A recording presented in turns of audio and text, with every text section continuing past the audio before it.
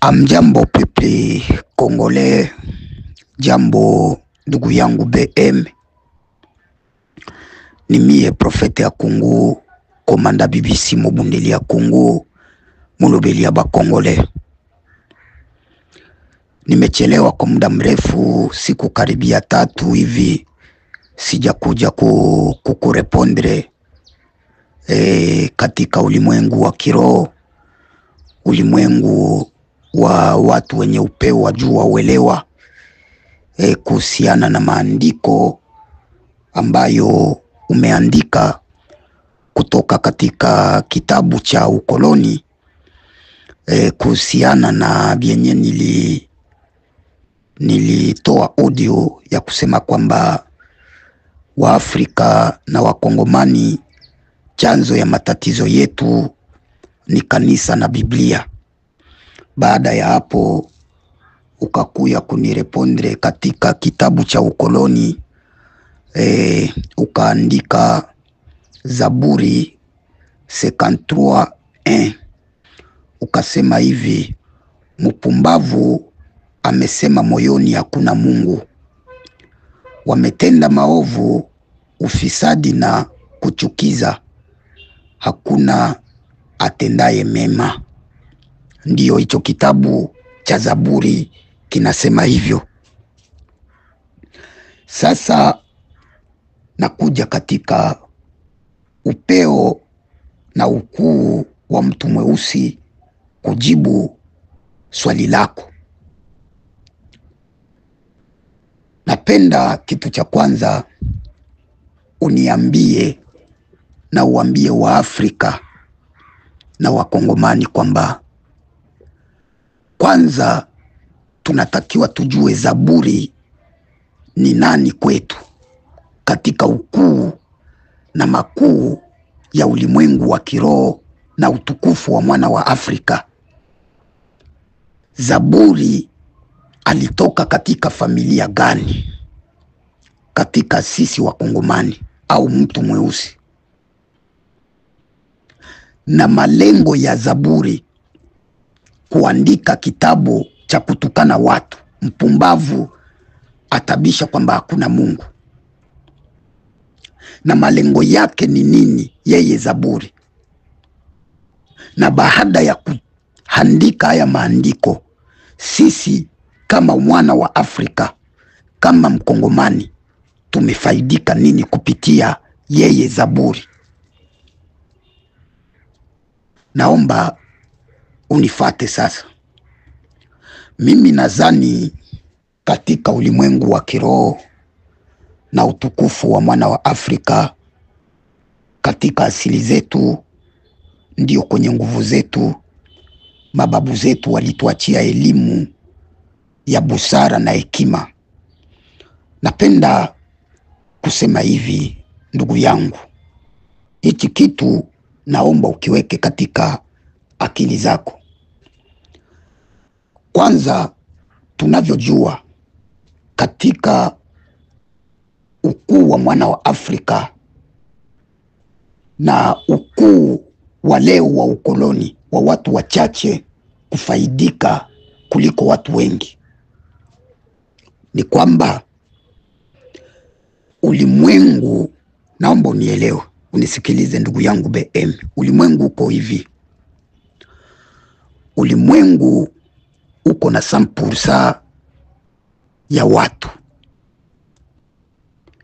dunia hii ya Mungu. Na katika ulimwengu wa kiroho hakuna mtu maskini, kwa sababu ukishazaliwa kila unachokitaka uko nacho, na usipokitaka uko nacho. Sasa hebu njoo unisikilize sasa maneno ya utukufu, ujanja uliofanyika kumtawala mtu mjinga kama Mkongomani. Na ndio maana umekuya kuandika hayo maneno ya Zaburi, kwa sababu Zaburi sio ndugu yetu. Zaburi na familia ya Zaburi iko Ulaya leo na wanafaidika kuona mawazo ya ndugu yao inadumu mpaka leo, ndugu yao mzungu Zaburi. Sasa maneno yetu sisi yako wapi? Ujuzi wetu sisi wetu weusi iko wapi? Ujuzi wetu ulikuwa kuitwa kwamba ni uchawi. Ujuzi wetu ulikuwa kuitwa ni miungu, ili tukubali utumwa wa Zaburi na Biblia na utumwa wa kanisa. Sasa nalomba unifate. Iko hivi, dunia iko na 100% ya batu. Katika hii 100% ya batu ambao beko mu dunia, 1%, 2% ndiyo wanaongoza dunia. 2%. Cela veut dire hii 2% nitakutajia. Muko Angleterre, muko France, muko Amerika, muko Alemanya, muko Canada, muko Italy, muko na Israeli, muko na mapei ingine. Hawa ndiyo 2%. Hawa watu wa hizi inchi, viongozi wa hii inchi, wa hizi inchi ndiyo wanaoongoza dunia. 5%, 4% ya ulimwengu ni batretre, ndiyo maraisi wa hizi zingine inchi, Makongo yetu, mapei ya Afrika. 5% ni batretre. 4% sio 5%. 5% ya dunia na kutajia ulimwengu. 5% ya watu wanajua ukweli wa ulimwengu, lakini hawa watu hata wakiongea wanaonekana ni wapumbavu, hawajui kitu. 5% wanajua ukweli. Ndio utakuta Burkina Faso, Mali, Russia, Iran, Korea du Nord na pei ingine kule Pakistan, Vietnam, wanajua ukweli wa dunia, lakini hata bakiongea banaonekana ni wapumbavu. Na ndio grupe ambayo niko amo mie Profeta ya Kongo, ya watu wanaojua ukweli wa dunia. Tunaenda 90%. 90% ya watu mu dunia wamelala. Hawa ni watumwa, hawajui ulimwengu ulitoka wapi, unasimama wapi na unaenda wapi. Hawa haba batu hii 90%, ukimwambia Felix Chilolo ni Mungu, anapiga mikono, ho tumepata ukombozi. Ukimwambia Vital Kamerhe ndio anakuya kutukomboa, kwa wanapiga mikono. Hawa wote wamebakia, wamelala, na hawa watu hawatakiwi kuamka, kwa sababu wakiamka hii 1% hawatakuwa tena na nguvu. Hii 4% ya batretre hawatakuwa na nguvu ya kuwatawala hii 90%.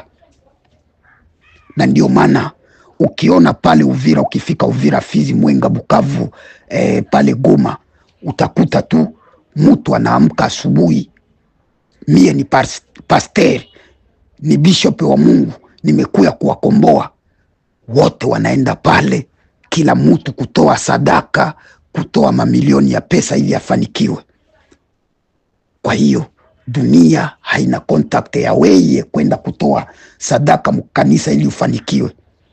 Kukanisa hakuna mafanikio ya mtu, na kutoa sadaka kukanisa, kumupa pasteur pesa yako, haitakufanya ufanikiwe, ni uongo mtupu. Sasa hawa watu hawa ndiyo hii 1% ya watu waliotengeneza dunia, wanaoongoza dunia. Kitu cha kwanza walichokifanya ni kuangalia namna gani sasa ya kuendesha dunia kwa faida zao, sio kwa faida yako wewe. Kitu cha kwanza walianza kuunda Biblia. Kitu cha pili wakaunda kanisa na Biblia. Kitu cha pili wakaunda siasa.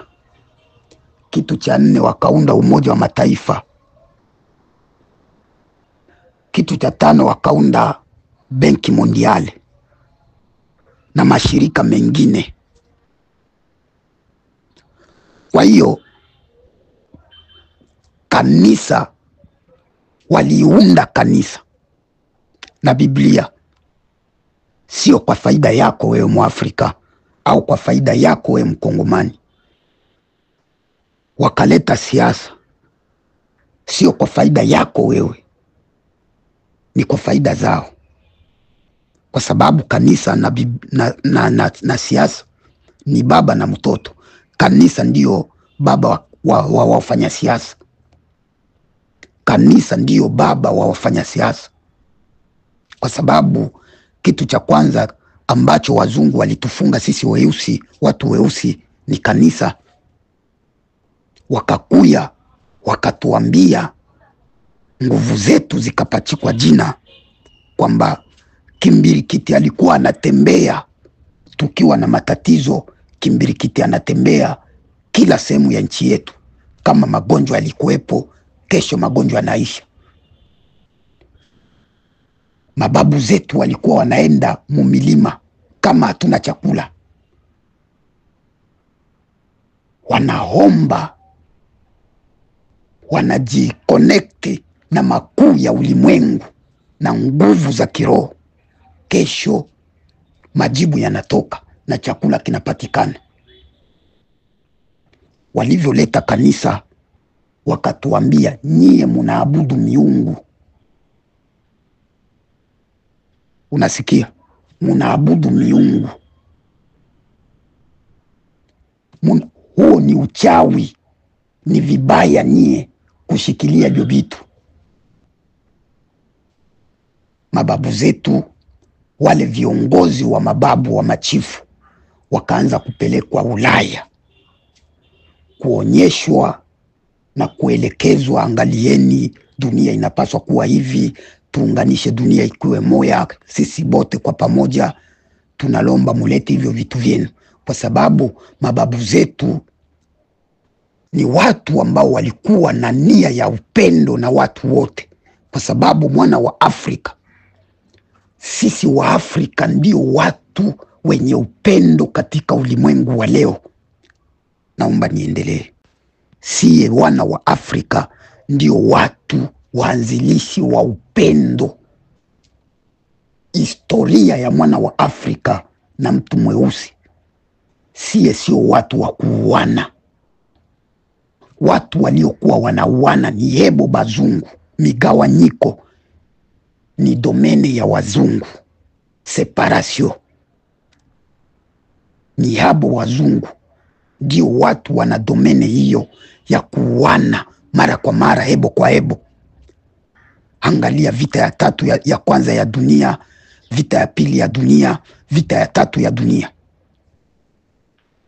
Ni kwa Ulaya kuuana. Sisi tulikuwa watu wenye nguvu kubwa ambazo zilijengwa na upendo, na ndio maana bara yetu ya Afrika ilikuwa moja. Hatukukuwa na inchi 55. Mimi nakuambia uhalisia, sikuambie maneno ya kufundishwa, na kuambia maneno ya kweli, sio maneno ya kufundishwa. Kwa hiyo mababu zetu waliishi katika upendo, na wakafikiri watu wote watakuwa wapendo na wamoja. Baada ya hapo wakaanza kupeleka wale machifu kuwapeleka Ulaya. Bwana, maisha ndio haya, muangalie, tuanzishe na hivi. Kumbe nia yao, ukienda kule Vatika, wewe unaambiwa toa uchawi, wanaita uchawi. Mukanisa banakuya toa uchawi, hebu banapeleka ule uchawi Ulaya. Ukifika Vatika mpaka leo utakuta matunguli ya uchawi iko kule. Hiyo yote ilikuwa nia yao ya kuja kuchukua nguvu zetu, waende nazo, waanze kutuongoza sisi, kwa sababu wazungu walikuta sie tuko na nguvu kubwa na walikuwa wanatuogopa. Na endapo zile nguvu zetu tungebaki nazo, hizi leo zilizokuja kuitwa ni miungu, wakaja kuzipachika majina ya uchafu kwamba ni uchawi, tungebaki na hizi nguvu, wazungu wasingekuwa wanatuonea. Kwa hiyo walichokifanya, wakaleta kanisa, wakatuletea kanisa ili kutufanya tuwaabudu, tuache vya kwetu, kwa sababu sisi tulikuwa watu wa hekima, tunamsikiliza mtu yoyote, tunaamini mtu yoyote kwa hekima na busara ambayo tulikuwa nayo, mababu zetu walikuwa nayo. Kumbe wenzetu walituzidi katika uongo. Kwa hiyo wakaleta siasa ili kutuweka sisi tuwe watumwa wao, na ndio maana unaona leo tumepokonywa nguvu. Ndio maana umeona leo wewe, hata tukigombana mwinchi yetu ya Kongo, utaona twende tusululishe, twende Marekani, twende tupate solution, twende Uarabuni, kwa sababu hatuna tena ile power yetu ya asili. Ninachowaomba wa ndugu zangu, mzungu ni maskini, mzungu ni maskini, lakini amejaliwa hekima. Ndiyo maana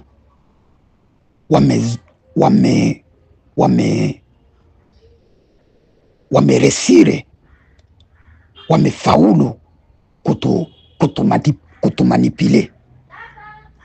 Leo hii nawaambia ukweli, ndugu zangu, nawaambia ukweli kwamba tukirudi katika asili zetu, tuache kanisa na Biblia, hata risasi ikipigwa kule Ulaya haiwezi kuja kuingia ndani ya Afrika. Haiwezekani. Hata bapige misile ya namna gani, watakuya kukuta, wakija kwa ubaya, watakuya kukuta Afrika yote imetawanwa ni maji. Hawaoni muji, hawaoni mtu. Turudi katika asili zetu, turudi katika upeo na ulimwengu wa kiroho na ukuu na utukufu wa mwana wa Afrika. Hii ndiyo mahubiri ya wazungu wanavyohubiria watu wao, kwa sababu huyu aliyekufa Pape juzi aliacha mesaji: musisahau Afrika, muwekeze nguvu zenu Afrika. Ameambia wa ndugu zake wazungu waangalie Afrika, sio wakuangalia wewe kwamba wanakuja kwa wema, kwa sababu wanajua Afrika ikijitambua, hebo kule Vatika kutakuwa kitu. Eglise Katolike kule Vatika hakuna kitu kenye kitafanyika, na mlengwa zaidi ni nchi yetu ya Kongo, ndio mlengwa wao. ndio mlengwa wao, kwa sababu ndio nchi iliyotangazwa kwamba ina Wakristo wengi kuliko nchi yoyote ya Afrika. Kongo ndio nchi inayoabudiwa Mungu walioleta wa Biblia na kanisa. Sasa fika Mkongo, watu wanaoabudu Mungu wa Kongomani gisi muko pale, munaabudu Mungu wa kuletewa na wazungu gisi muko pale, na munakesha munatukana uchawi, nguvu zenu kwamba ni uchawi, nguvu zenu nyie watu weuchi si kwamba ni miungu. Mungu alishaka wasaidia nini wa wazungu? Hakuna kitu kama hicho ndugu yangu Mkongomani.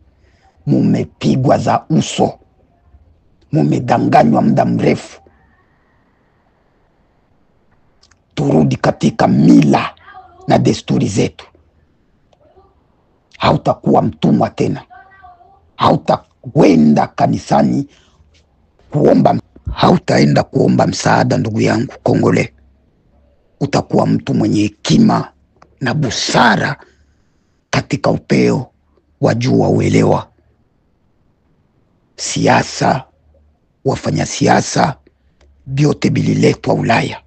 Kanisa ni mipango ya kutawala watu wachache.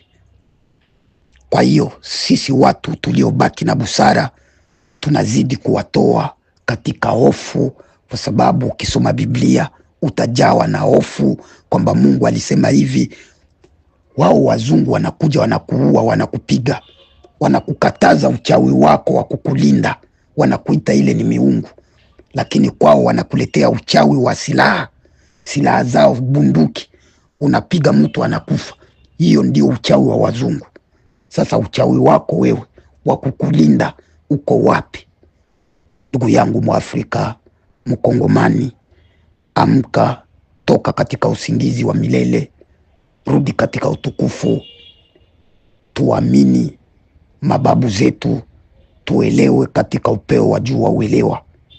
Merci. Alikuwa mie profete wenu Komanda BBC Mubundelia Kongo, Molobelia ba Kongole Ingita.